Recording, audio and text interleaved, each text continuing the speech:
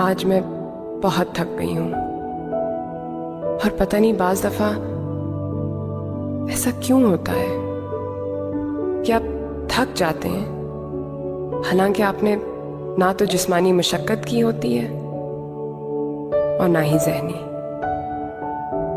फिर भी जिंदगी बेकार लगती है और अपना वजूद बोझ लगता है।